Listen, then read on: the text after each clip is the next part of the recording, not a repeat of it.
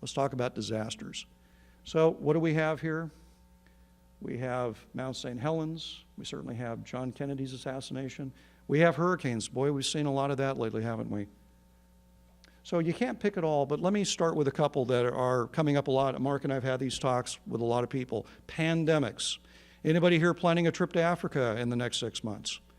You probably have heard what's happened in Madagascar. There's fear of a bubonic plague that might actually be resistant to antibiotics. Scary stuff.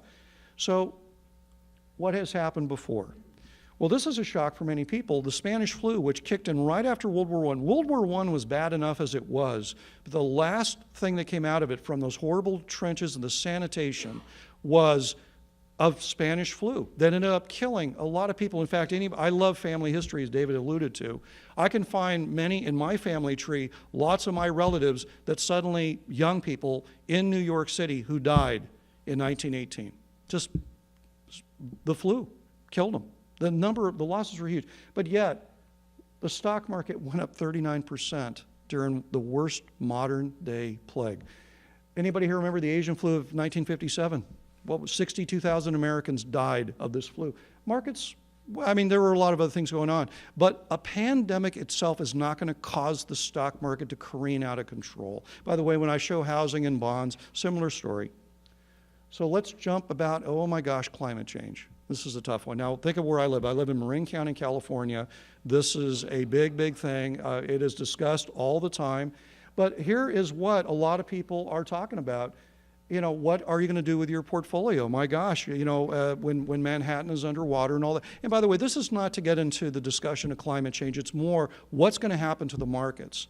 So let's talk about the last time America suffered a true ecological disaster.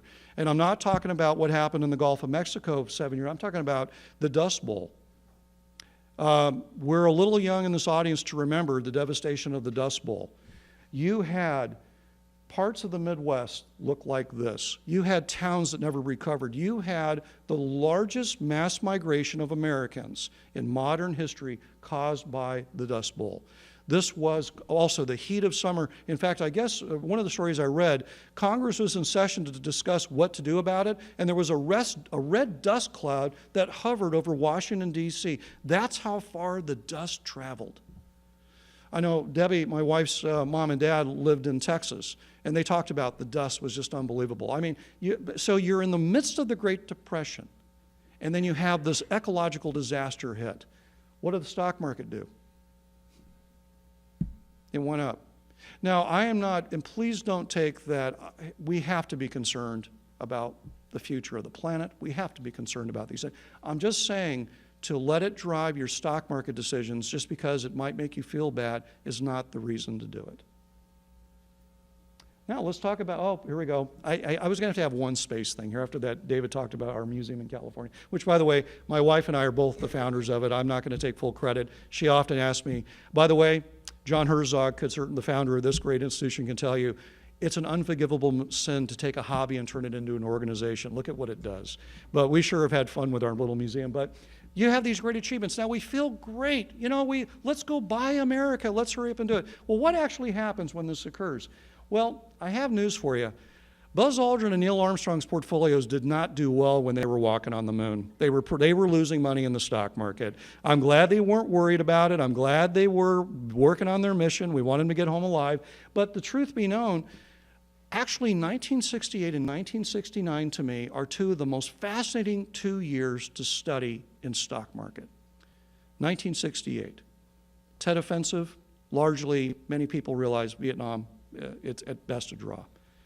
We had two sad assassinations. We had serious riots across the nation. We had all this stuff happening. Stock market went up 12% that year. And if you go back and read the editorials of the time, they sound a lot like today's editorials. We will not survive as a nation. We cannot survive this. Market went up. Then we have 1969. Believe it or not, Richard Nixon was popular then. We had a new popular president come in. We went to the moon. Everything was looking great. Market went down. So again, don't let your emotions drive. Yet what's really funny, one of the most interesting phenomenons in the stock market happened because of a feeling of good. David was just telling me one of his favorite holidays is Thanksgiving. But think what we have. We have Thanksgiving, then we have all the December holidays, and then we have New Year's. Don't most of us feel pretty good? What happens to the stock market most Januaries? It goes up. Yay, it's a new year. Let's start buying stocks. So we do let our emotions drive a sense of well-being on things. It happens every year. But this is very interesting that, again, these things do occur.